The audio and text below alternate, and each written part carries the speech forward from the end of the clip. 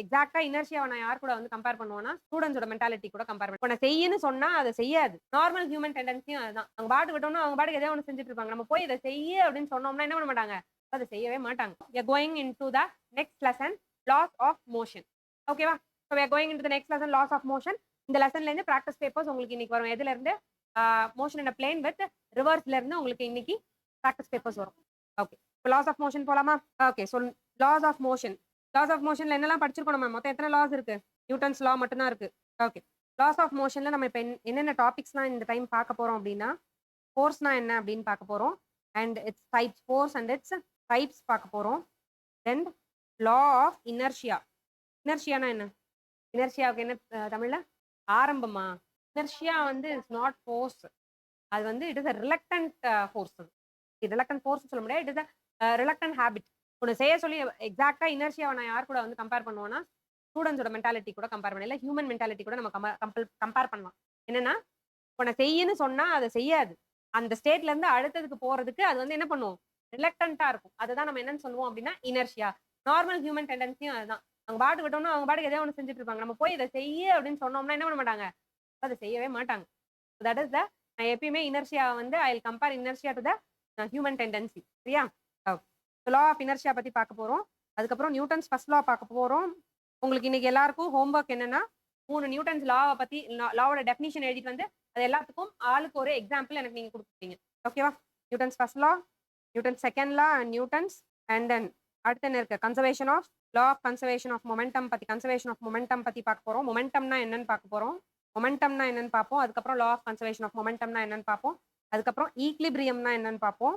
And common forces என்னென்ன இருக்கு இன் mechanics. Mechanics அப்படின்னு நம்ம எடுத்துக்கிட்டோம்னா அதுல இருக்கிற காமன் ஃபோர்ஸஸ் என்னென்னன்றதை பார்க்க போறோம். அப்புறம் சர்க்குலர் மோஷன் பார்க்க போறோம். அண்ட் தென் இது எல்லாத்துக்குமான அப்ளிகேஷன் அண்ட் ப்ராக்டிஸ் சம்ஸ் பார்க்க போறோம். ஓகேவா? All the 3 Newton's law. Force, first topic force. Force and அதனுடைய டைப்ஸ் என்னென்னு சொல்லுங்க பாப்போம். முதல்ல ஃபோர்ஸ்னா என்னன்னு சொல்லுங்க. What is a force first? Anyone? என்னம்மா எல்லாம் கொஞ்ச நேரத்துல எல்லா கேமராவும் ஆஃப் பண்ணிட்டீங்க, இருக்கீங்களா இல்லையா, தூங்குறீங்களான்னு எனக்கு எப்படி தெரியும்? Push or pull? Thank you Adharshini, thank you Nita.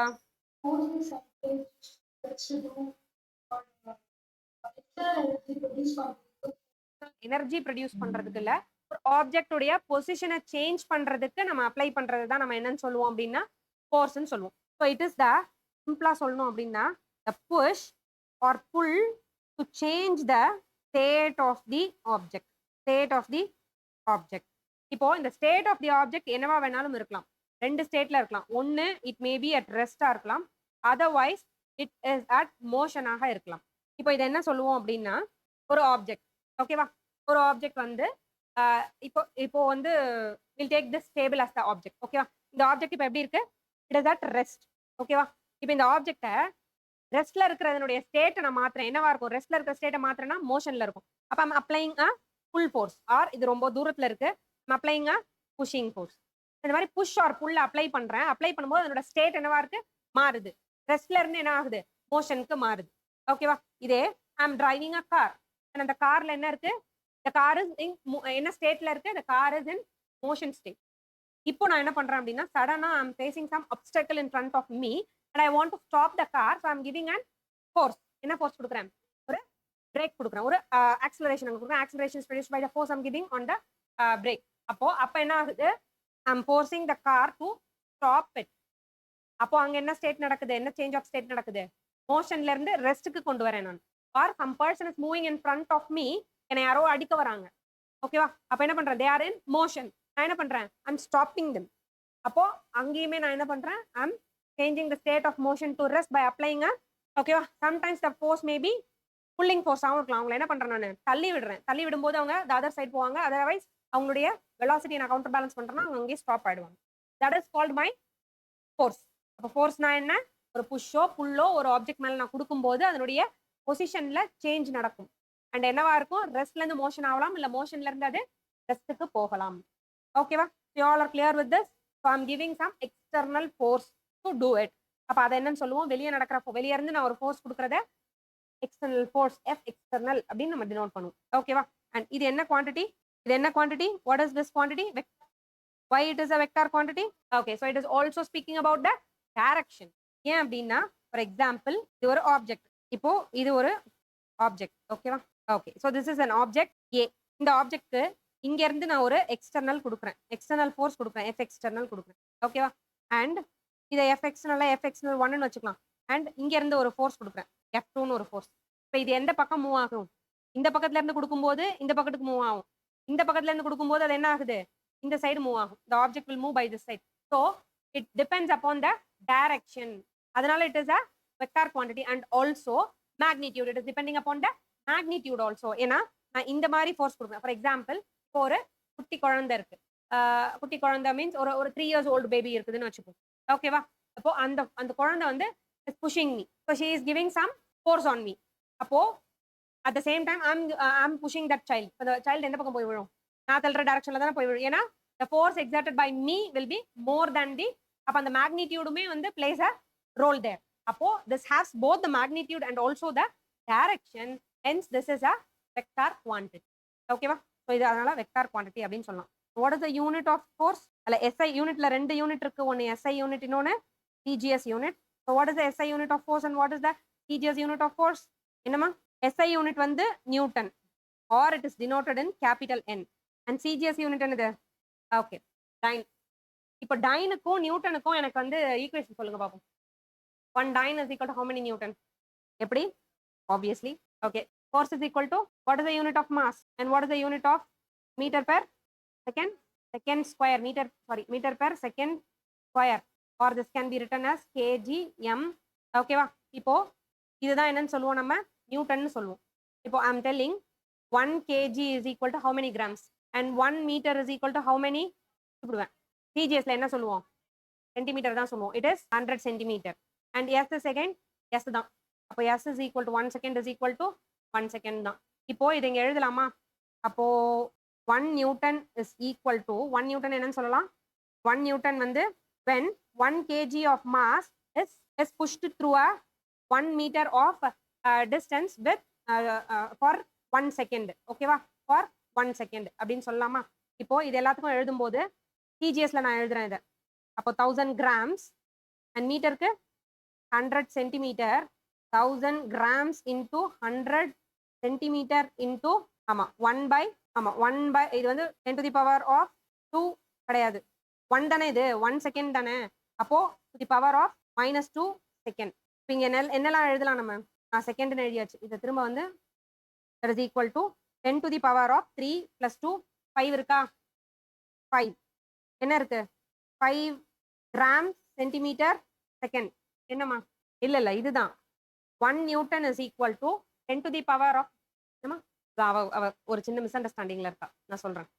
So 1 Newton எப்படி இருக்கும் அப்படின்னா 1 newton is nothing but 10 to the power of 5 gram centimetre per second square. ஓகேவா? Per second square. இப்போ இந்த gram centimetre per second square என்னன்னு சொல்லலாம் அப்படின்னா டைன்னு சொல்லலாம். ஓகேவா?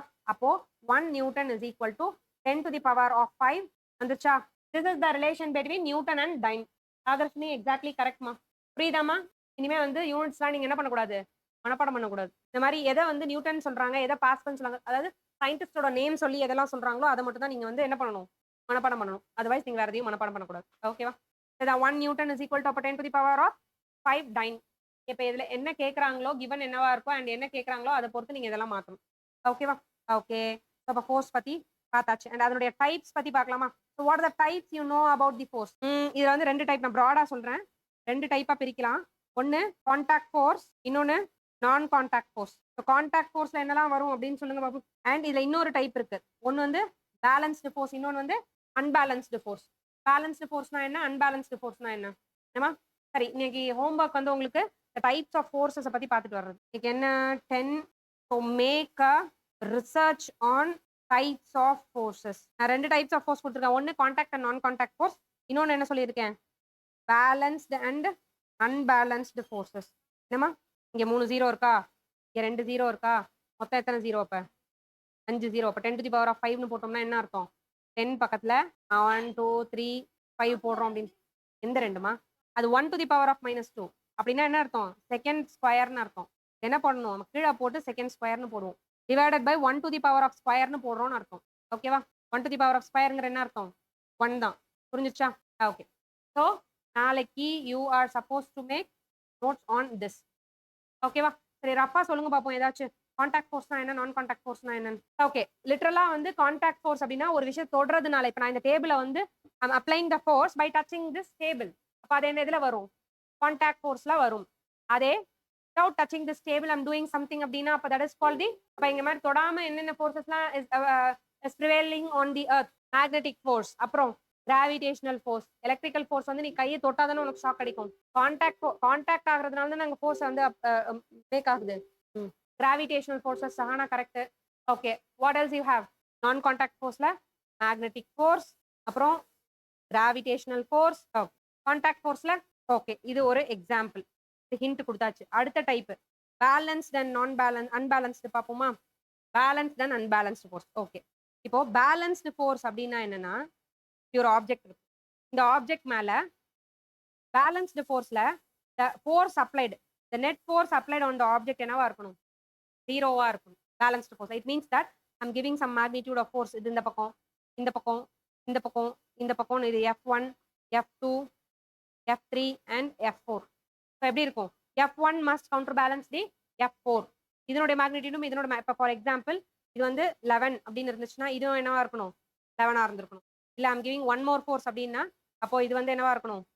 இது வந்து 11 + 4 நியூட்டனா இருக்கு அப்படின்னா இது மொத்தம் 15 நியூட்டனா இருக்கணும். அண்ட் இங்க கொடுக்கறது 2 ஃபோர்ஸ் இருக்கு அப்படின்னா இது வந்து 1 நியூட்டன், இது 9 நியூட்டனா இருந்துச்சுன்னா அப்ப இங்க இருந்து போறது 10 நியூட்டனா இருக்கும். ஓகேவா? இந்த மாதிரி total force applied on the object must be equal to 0. Net force must be equal to 0வா இருந்துச்சுன்னா அதுதான் வந்து பேலன்ஸ்டு ஃபோர்ஸா இருக்கும். அதே அன்பேலன்ஸ்டு ஃபோர்ஸ்ல எப்படி இருக்கும்? Unequal force. அப்ப பேலன்ஸ்டு ஃபோர்ஸ் என்னன்னு சொல்லலாம் அப்படின்னா, பேலன்ஸ் ஃபோர்ஸ் நம்ம என்னன்னு சொல்லலாம் அப்படின்னா டிஃபைன் பண்ணலாம் அப்படின்னா equal and opposite forces, equal force act ஆகுது அண்ட் எக்ஸாக்ட்லி அது எப்படி இருக்கு? ஆப்போசிட் டு ஈச் அதரா இருக்கு. Acting on the object. எந்த object? On the same object. ஒரே ஆப்ஜெக்ட் மேல தான். நான் இங்க ஒரு 15 நியூட்டன் ஃபோர்ஸ் கொடுத்துட்டு அந்த ஆப்ஜெக்ட் மேல ஒரு 15 நியூட்டன் ஃபோர்ஸ் கொடுத்தனா it is not the balance force. எப்படி இருக்கணும்? சேம் ஆப்ஜெக்ட்ல அண்ட் ஆப்போசிட் டைரக்ஷன்ல இருக்கணும். ஓகேவா? ஓகே, அடுத்தது எஃப் நெட் என்னவா இருக்கணும்?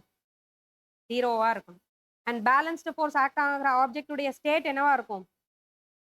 State of the object. What would be the state of the object? So the state of the object should be unchanged. Okay, it should be unchanged. அப்போ இதுல acceleration and velocity எப்படி இருக்கும்? velocity பத்தி இப்ப பேச வேண்டாம். acceleration எப்படி இருக்கும்? acceleration 0வா இருந்துச்சுன்னா velocity என்னவா இருக்கணும்? 0 or constant. ஓகேவா? அப்ப velocity என்னவா இருக்கணும்? கான்ஸ்டன்டா இருக்கணும். and that constant may also be 0. Okay, இது பேலன்ஸ்டு ஃபோர்ஸஸ். அன்பேலன்ஸ்டு ஃபோர்ஸஸ் இதே மாதிரியே நீங்க எழுதிட்டு வரலாமா? ஓகே, ஓகேவாமா? இது வரைக்கும் நடந்ததெல்லாம் புரிஞ்சுச்சா? everyone is clear about this? Okay ma, we shall meet tomorrow, and meanwhile you please all complete the homework and send the homework to 6369507 and 503. Okay, okay, we shall meet tomorrow.